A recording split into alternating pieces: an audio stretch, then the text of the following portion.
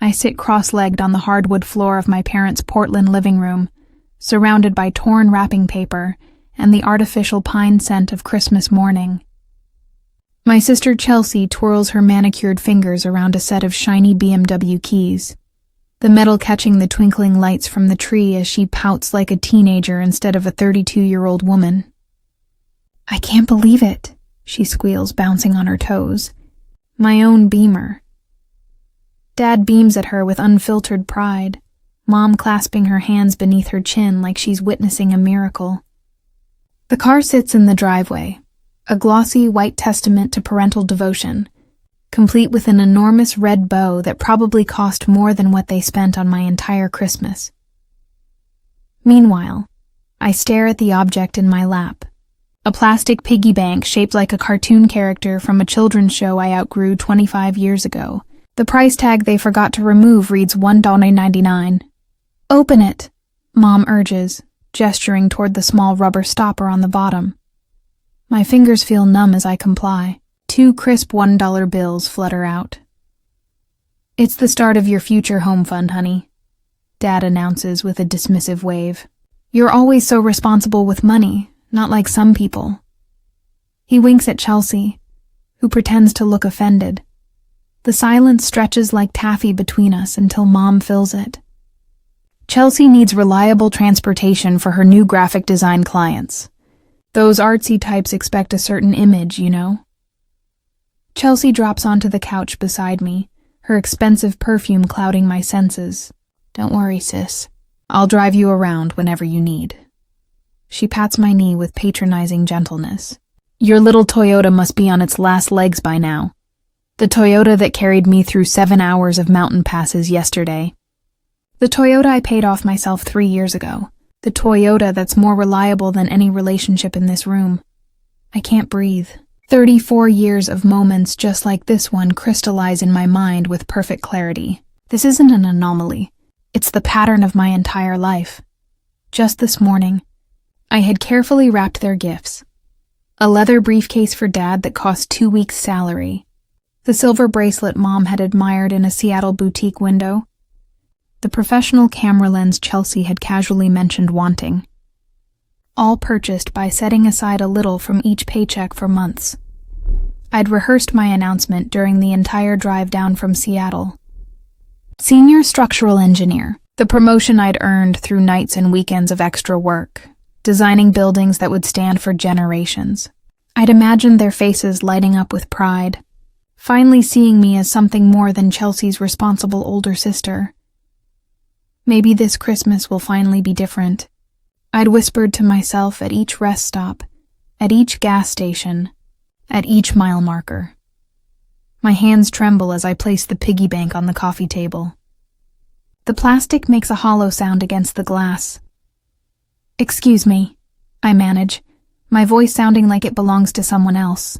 "Bathroom." I walk, don't run, up the familiar stairs past the wall of family photos where Chelsea's face dominates every frame. The bathroom door closes behind me with a soft click before I twist the lock. My reflection stares back at me. Eyes too dry, face too composed. I press my palms against the cold marble counter, waiting for tears that won't come. The pressure builds in my chest instead, like concrete hardening around my lungs. People talk about heartbreak like it's abstract. It's not. I feel each chamber of my heart contracting painfully. Blood struggling to push through narrowing vessels. My sternum aches like someone has pressed a knee against it. This is what dying feels like, I think. Not dramatic, just diminishing. The night stretches endlessly as I lie awake in my childhood bedroom, listening to Chelsea's laughter from downstairs as she and my parents plan her first road trip in the new car. At 2:17 a.m., I finally sit up. I pack quickly, taking only what matters.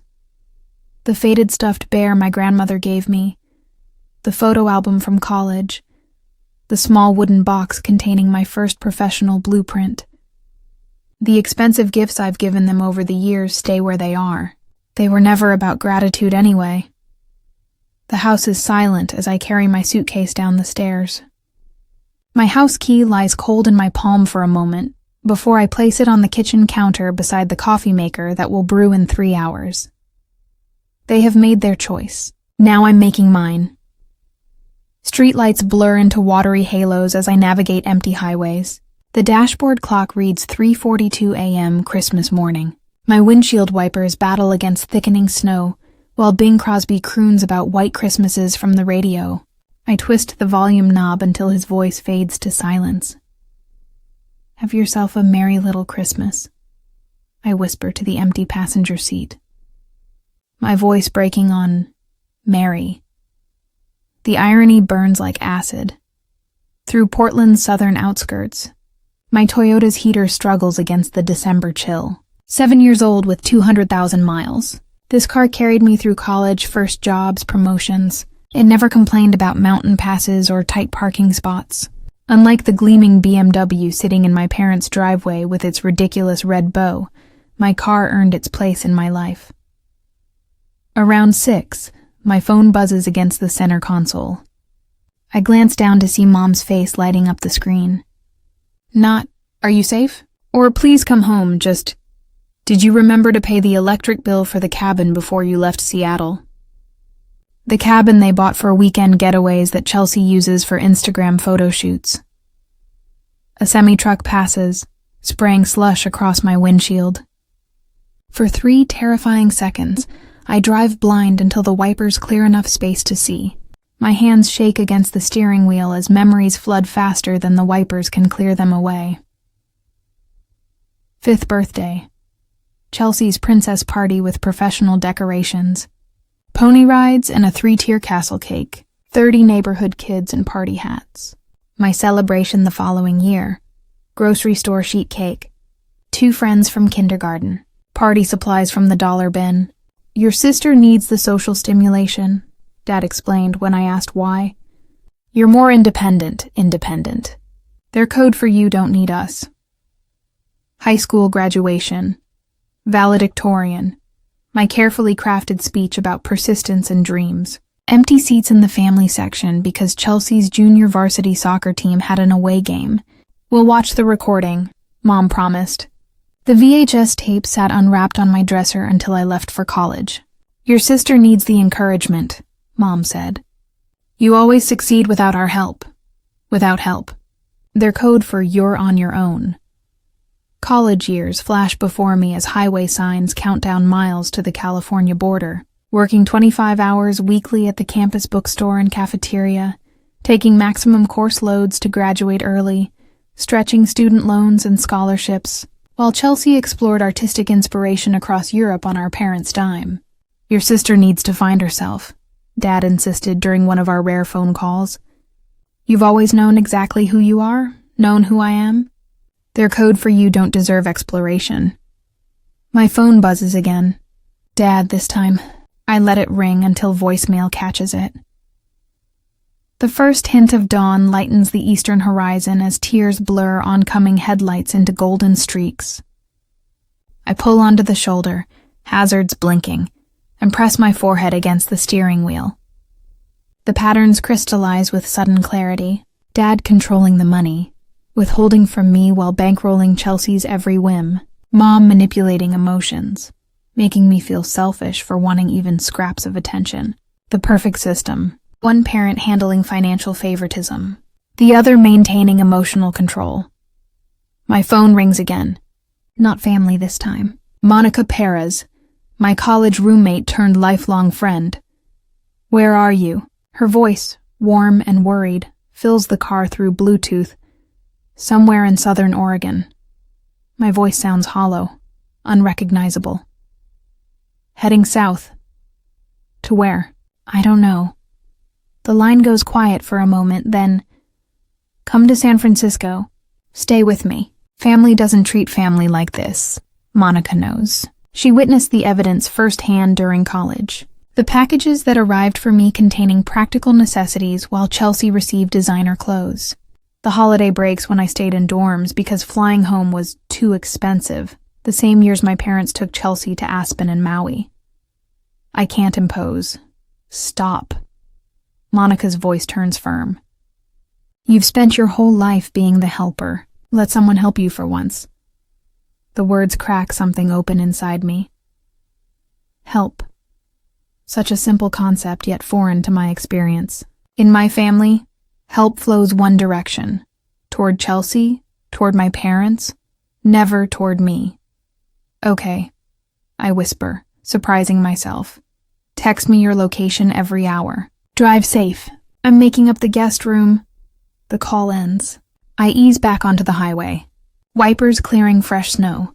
For the first time since leaving Portland, my shoulders lower slightly from their defensive hunch.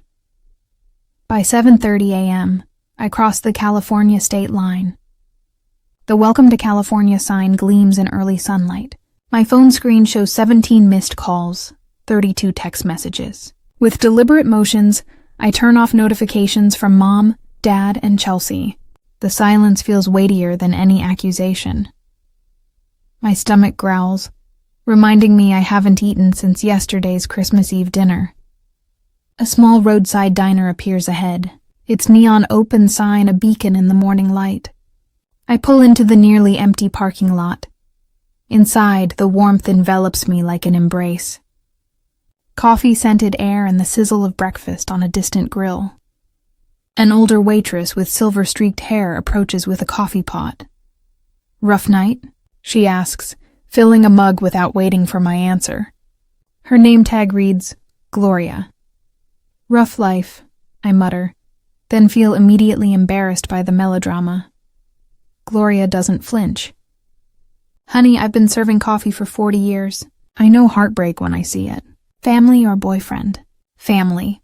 She nods, sliding a menu toward me. "Blood makes you related. Love and respect make you family." Her weathered hand rests briefly on mine. "The special's good today. Comes with extra bacon." I order the special and wrap my hands around the coffee mug. Gloria's words echo as I watch snowflakes dissolve against the window glass. "Blood makes you related. Love and respect make you family." For 34 years, I've been related to the Collins family.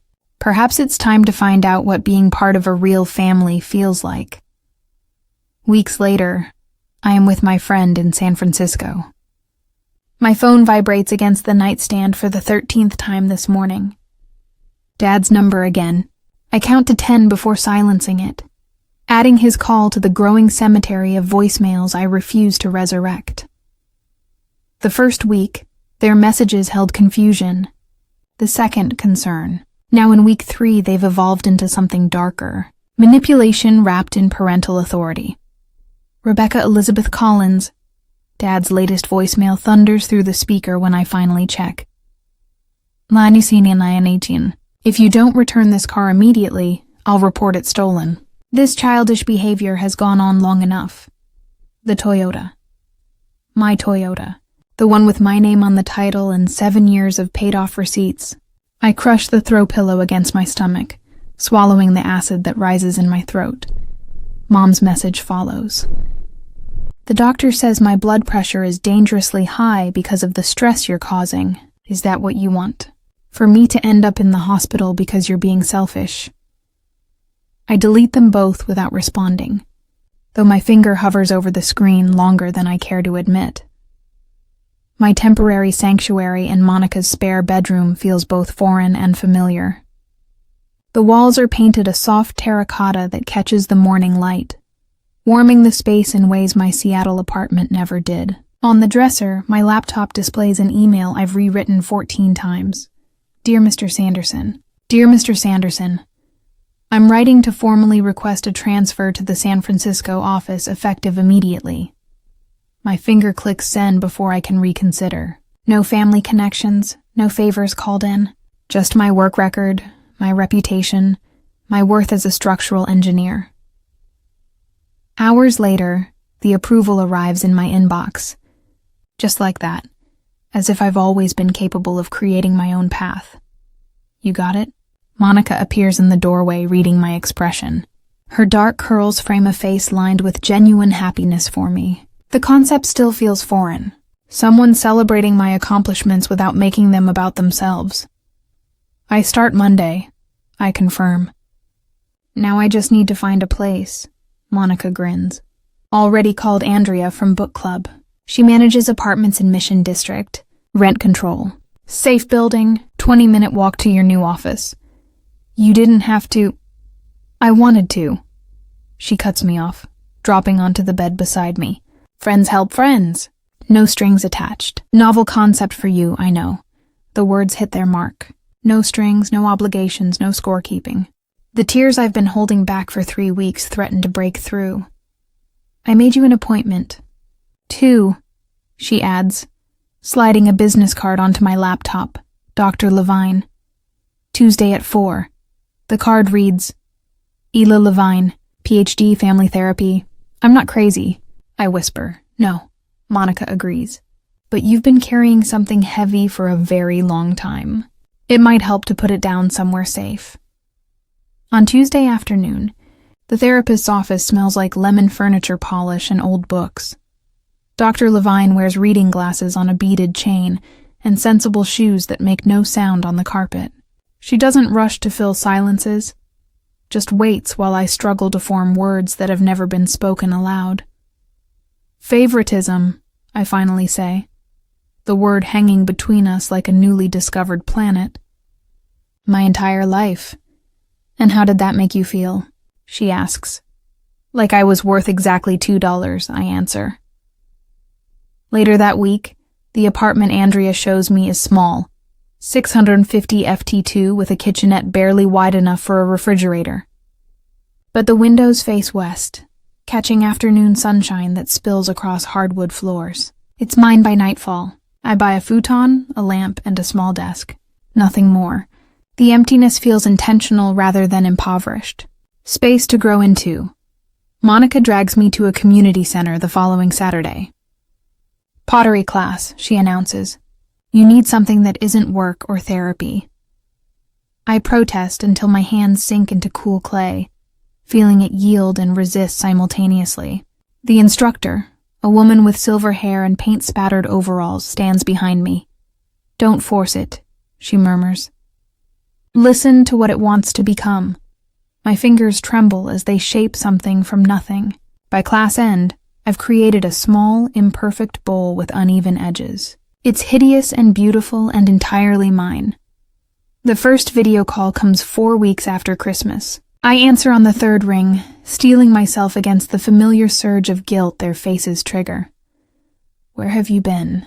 Dad demands immediately. His face fills the screen, red with indignation. Your mother has been worried sick. Behind him, Mom dabs at eyes that remain strategically dry. San Francisco, I answer calmly. You transferred offices without discussing it with us first? Mom interjects, pushing into frame. How could you be so inconsiderate? The old pull tugs at my chest. Apologize. Placate. Make it right. But Dr. Levine's words echo. Your feelings are valid. Their reactions belong to them, not you. I needed space, I say instead. Space from what? Dad barks. From family? From responsibility? From growing up? From feeling invisible, I reply, surprised by the steadiness in my voice. From being valued less than Chelsea. From trying to earn love that should have been freely given. Mom's tears flow instantly. Right on cue. How can you say such hurtful things? We've always loved you both the same. I'm not responsible for your feelings anymore, I tell her. The words feel like stones I've been carrying in my mouth for years. Finally released. I'm responsible for mine. Dad slams his palm against the table. This conversation is over until you're ready to apologize. Then I guess we're done talking. I answer, and end the call. In days to come, the rumors reach me through LinkedIn messages and texts from former coworkers. According to family lore, I've had a mental breakdown. I'm living in squalor. I've joined a cult. Chelsea's Instagram shows her looking concerned in tastefully filtered photos captioned with vague references to family heartbreak and praying. For those struggling with mental health, my new coworkers know nothing of this narrative. They see only my work, the precision of my calculations, the innovation in my designs. When Chelsea shows up unannounced at the office reception 10 days later, Monica happens to be dropping off lunch. She's in a meeting, Monica informs her coolly. and she'll remain in meetings indefinitely for uninvited visitors. My therapy group meets Wednesday evenings in a church basement that smells of coffee and old hymnals. 8 strangers connected by similar wounds. Family doesn't get a pass just because they're family, says Raymond, a 60-year-old accountant who hasn't spoken to his brother in 20 years. Love without respect isn't love. It's possession. The words settle in my chest like truth. Months after Christmas, my apartment has transformed. Pottery lines the windowsills, each piece more refined than the last. A proper bed has replaced the futon. The promotion to senior project manager came with a raise that ended any lingering financial anxiety. On my bookshelf sits the plastic piggy bank. I filled it with crisp $2 bills, one for each week of freedom. Not as punishment, but as a reminder. Sometimes the smallest betrayals reveal the largest truths. The first holiday season approaches with both dread and relief. No presents to buy that won't be appreciated. No performances to maintain. No diminishment to endure. Just me in a space I've created, becoming someone I'm finally learning to value. Worth far more than $2 a month later, the ivory envelope sits on my kitchen counter like a landmine. 3 days it's been there, untouched. Cousin Vanessa's wedding invitation. My name in swooping calligraphy. Rebecca Collins. No +1, just me. Expected to return to the fold unaccompanied. So, what are you thinking? Dr. Winters asks, her office chair creaking as she leans forward. I trace the edge of the armrest, counting the brass tacks one by one. I'm going, I say. Her eyebrows rise slightly. That's a change from last week. On my terms, I add quickly. I've booked a room at the Hilton, 4 blocks from the venue. Dad called twice, insisting I stay at their rental house with everyone. And what did you say? Nothing. I smile, remembering the satisfaction of letting his voicemail fill with increasingly desperate messages. The boundary is the message. 7 months of therapy has taught me the vocabulary of self-protection. 7 months since Christmas I drove away. 7 months of rebuilding myself. 1 therapy session, 1 pottery class, 1 peaceful evening alone at a time. During the session, my phone buzzed. Chelsea, the 3rd text today. Can't wait to see you next weekend. We need sister time before the wedding madness. I slide the phone back into my purse without responding. Dr. Winters notices. Your sister again? Suddenly we're best friends. I laugh, but it comes out hollow. She never texted this much when we lived in the same city. What do you think she wants? A ride from the airport. Money. The old Rebecca who carried her emotional baggage along with her actual luggage. I run my fingers across the fabric swatch on my lap. Midnight blue silk for the dress I've commissioned. 3 fittings to ensure it hangs perfectly from my shoulders. Skims my curves without apology. The color of power, not reconciliation. They've enlisted flying monkeys, I tell Dr. Winters. Uncle Pete called last night about how families need to stick together. Aunt Judith emailed about forgiveness being divine. Even Vanessa's fiancé sent a Facebook message. They're coordinating. And how does that make you feel? Before therapy, I would have said fine. Always fine. Instead, I trace the physical truth of my emotions. The tightness in my throat. The cold sweat along my hairline. The slight tremor in my fingers. Terrified, I admit, but also ready. Later that evening, I spread the seating chart Vanessa accidentally included in a group email across my kitchen table. There I am, placed between my parents, directly across from Chelsea. The family tableau restored. I reach for my phone. Vanessa, it's Rebecca. I have a small request about the seating arrangements. Friday arrives with San Francisco fog that burns away as my plane takes off. The clouds part somewhere over Oregon, revealing the landscape of my childhood. My heartbeat quickens as we begin our descent into Portland. The rehearsal dinner location glows golden against the twilight sky. I stand on the sidewalk, touching the smooth stone pendant Monica gave me before I left. Strength isn't about not feeling fear, she'd said. It's about feeling it and walking forward anyway. I straighten my shoulders and pull open the heavy wooden door. Conversations halt mid-sentence. Heads turn. My mother's hand flies to her throat. My father's drink pauses halfway to his lips. I've changed. The Rebecca who fled at Christmas was a shadow. This woman in tailored black pants, emerald silk blouse, and heels that announce each step with authority is solid, present. The diamond studs in my ears catch the light as I scan the room, nodding acknowledgments without rushing toward anyone. Chelsea approaches first, arms outstretched, but something is different. The designer watch is gone. The highlights in her hair have grown out. Her smile seems strained rather than entitled. "You look amazing," she says, embracing me briefly. "Thank you." I step back, maintaining the space between us. "How's the BMW treating you?"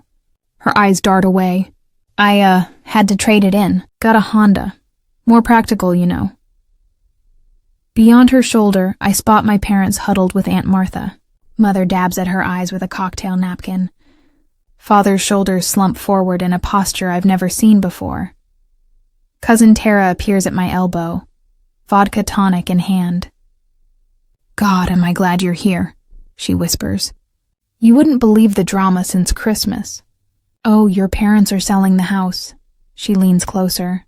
"Medical bills, they say, but everyone knows they've been floating Chelsea for years." Reality finally caught up. Before I can respond, a waiter circulates with champagne.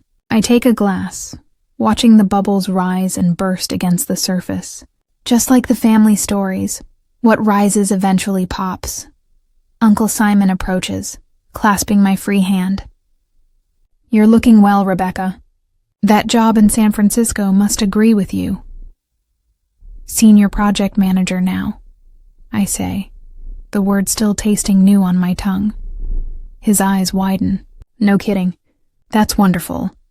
More relatives orbit toward me throughout the evening. Cousin Michael confesses he always noticed how differently I was treated. Aunt Martha hugs me too tightly, whispering, "Your father lost his job 3 months ago. Your mother's on anxiety medication."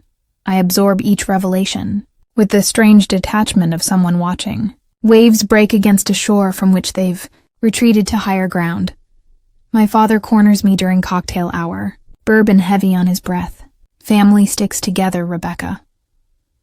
His voice carries the familiar weight of authority, but something essential has crumbled beneath it. "No matter what, does it, Dad?" I meet his gaze without flinching. Or do some family members stick together while others get pushed aside? His face reddens. "We've always supported you." Dollars in a piggy bank. The words come out softer than I expected, but they land with precision. "That was your definition of support." He opens his mouth, closes it, then walks away. In the ladies' room, my mother appears beside me at the sink, eyes swimming with tears. "We miss you so much," she says, reaching for my hand. I continue washing my hands, the soap slippery between my fingers. "I miss who I thought you were, too." Back in the main room, Chelsea pulls me onto the terrace. The evening air carries the scent of roses from the garden below. "The BMW got repossessed," she blurts out. I'm drowning in debt. Design clients dried up. "Dad can't help anymore." Her voice cracks. "I don't know how to do this, Rebecca. I never learned how to stand on my own." The confession hangs between us. 7 months ago, I would have immediately offered solutions. Money, a place to stay. The old Rebecca would have added this burden to her collection. Instead, I place my hand gently on her arm. "That sounds really hard, Chelsea." I feel compassion without responsibility, a distinction that took months of therapy to learn. "I'm sorry you're going through that." Her eyes widen slightly at my response. Compassion without rescue. "I can help you make a budget," I offer. "But I can't fix this for you." Over her shoulder, I see Vanessa in her pre-wedding glow, surrounded by bridesmaids. Tomorrow will bring its own challenges. But tonight, standing on this terrace with the weight of family expectations sliding off my shoulders like water, I realize I'm no longer afraid. I am the woman who walked away from a lifetime of diminishment, who built a life from the foundation up. Whatever comes next, I'll face it, standing firmly on the ground of my own making. The next day, I stand in the bridal suite of the Magnolia Gardens, watching as my cousin Vanessa transforms from nervous bride to radiant woman. The morning sun pours through tall windows, casting everything in a gentle golden light that feels at odds with the storm brewing in my chest. "Rebecca, your parents are looking for you," Aunt Martha whispers, her fingers gentle on my forearm. "They're in the library. Said it's important." I knew this moment was coming. 7 months since I walked out of their Portland home, leaving nothing but a note and a lifetime of resentment behind. "Thanks, Martha." My voice sounds calmer than I feel. "I'll find them after I help Vanessa with her veil." Martha's eyes soften. "They mentioned something about a family emergency before the ceremony." Of course they did. The library door feels heavier than physics should allow as I push it open 30 minutes later. Mom sits ramrod straight in a high-backed chair, tissues already clutched in her hand. Dad paces by the fireplace, his movements sharp and contained. Chelsea stands by the window wearing a dress that costs more than my first month's rent in San Francisco, though the repossessed BMW is nowhere to be seen. "Rebecca, thank God." Mom rises, arms outstretched. "We need to talk as a family." I remain in the doorway. The ceremony starts in 40 minutes. "Sit down, Rebecca." Dad gestures to the empty chair positioned to face all three of them. "A staged intervention. This can't wait any longer." I close the door behind me but don't move toward the chair. "I'm listening." Chelsea steps forward. "Rebecca, this has gone far enough. Dad lost his job 3 months ago. The company downsized." Dad interjects quickly. "Budget cuts." "Mom's been seeing a therapist for depression," Chelsea continues. "This all started when you left at Christmas." Mom dabs at dry eyes. "We're selling the house. The perfect trifecta. Financial crisis, health concerns, and guilt wrapped in one neat package. 7 months ago, I would have crumpled under the weight of their expectations, apologized for something that wasn't my fault, and offered to help. Today, I walk to the indicated chair, set my purse beside it, and sit with my spine straight. "I'm sorry to hear about your job, Dad. And Mom, I'm glad you're getting help." Their faces register confusion at my calm response. "Didn't you hear what we said?" Chelsea's voice rises. "They're selling the house because of you." "No. They're selling the house because of choices they made long before I left." I remove a leather-bound photo album from my purse. "I brought something to show you." Mom frowns. "We don't have time for... You called this meeting," I say, opening the album across my lap. "So we have time." The first page shows 2 birthday parties side by side. Chelsea's elaborate princess theme with hired entertainers, and my party the same year with a grocery store cake at the kitchen table. "Remember these?" I flip through pages of Christmas mornings, graduations, and family vacations, where the pattern of favoritism is unmistakable. I spent months compiling evidence of what I always felt but couldn't prove. Dad's face flushes. "This is ridiculous. We always treated you girls equally." I pull out a folder of bank statements. My student loans, $67,000 that I'm still paying. Chelsea's education fully funded, including her year in Europe for art inspiration. Chelsea shifts uncomfortably. "That's not fair. You chose engineering. It was my passion." I correct her. "Just like art was yours. The difference is my passion wasn't considered worth investing in." Mom rises, hands trembling. "We didn't have the money when you went to college." "Things were different by the time, Chelsea. I learned everything about your financial records years ago, Mom." I cut her off. "Dad's promotion came when I was 16. The inheritance from Grandma arrived before my freshman year. You had the money. You chose not to spend it on me." The room grows uncomfortably quiet as I lay out birthday cards spanning 30 years. The messages to Chelsea overflow with effusive love. Mine contain practical advice and reminders to work hard. "We always knew you'd be fine," Dad finally says, his defensiveness cracking. "You were always so capable." There it is. The truth behind decades of disparity. Being capable doesn't mean I deserved less love. My voice remains steady, even as heat builds behind my eyes. Being responsible didn't mean I should carry everyone else's burdens. Mom collapses into genuine, not manipulative tears. "We never meant to hurt you." Intent doesn't erase impact. I reach into my purse one final time. The plastic piggy bank makes a hollow sound as I place it on the coffee table between us. Dad stares at it. "What is this nonsense?" I remove the rubber stopper. Dozens of crisp $2 bills spill out, unusual currency that catches the eye. "I've saved a $2 bill for every week since Christmas," I explain. "This isn't about money. It's about what you thought I was worth." Chelsea picks up one of the bills, turning it over in her manicured fingers. "I never realized how it looked from your side." Her voice lacks its usual defensive edge. "They never taught me to stand on my own." Outside the library, relatives pass by, their voices floating through the heavy door.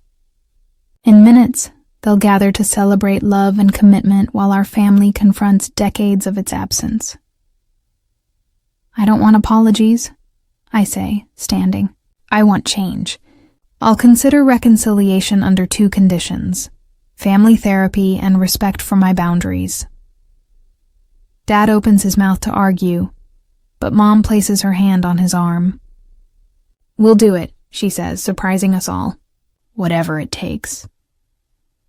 I gather my evidence and the piggy bank, but leave its contents on the table. "That's yours to keep, a reminder of what happens when you value one child over another." Walking toward the door, I pause with my hand on the knob. I need to take my seat for the ceremony. My friend Monica is saving me a place. As I step into the hallway, my back straight and heart lighter than it's been in months, I hear Chelsea whisper to our parents. "She's different now. She's right." The woman who left that Christmas morning carrying nothing but grief and resolution is gone. In her place stands someone who finally understands her own worth isn't measured by what others think she deserves, but by what she refuses to accept.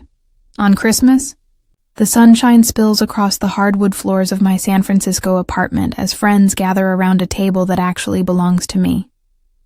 The scent of rosemary and sage from the roasting turkey mingles with laughter. Real laughter, not the strained kind that used to echo through my parents' house.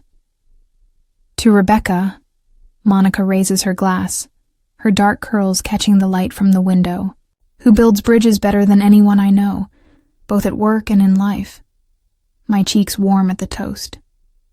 1 year ago today, I placed a house key on a counter and drove away from everything familiar. Now I stand in an apartment filled with people who choose to be here, surrounded by pottery pieces I created with my own hands. And to senior project manager Collins, adds Elliot, his fingers brushing mine under the table. His touch still sends electricity through me, not the lightning strike of infatuation, but the steady current of something building toward permanence. Whose team finished the Richardson Tower project 2 weeks ahead of schedule? Elliot understands deadlines and structural integrity. An environmental engineer who values sustainability in buildings and relationships alike. When he first asked me to coffee 6 months ago, I almost declined. Old habits of self-sacrifice die hard. My therapist, Dr. Winters, called it progress when I said yes. The kitchen timer chimes, saving me from having to acknowledge their praise. Some changes take longer than others. "Need help?" asks Elliot, following me into the kitchen. "I've got it." The words slip out automatically. Then I catch myself, remembering Dr. Winter's gentle challenge. "Accepting help doesn't diminish your strength. Actually, could you carve the turkey? I never learned how." My phone vibrates with a video call from Chelsea. Monthly calls, A boundary we established after the wedding confrontation. I answer while Elliot handles the carving. Merry Christmas, Chelsea says, her face filling the screen. Her apartment visible behind her looks smaller than mine. No designer furniture, no luxury car parked outside. Working 2 jobs has given her a new perspective on money, along with the shadows under her eyes. You look happy, she says, voice softer than it used to be. Your place looks beautiful. It feels like home. I angle the camera to show my pottery studio in the spare bedroom.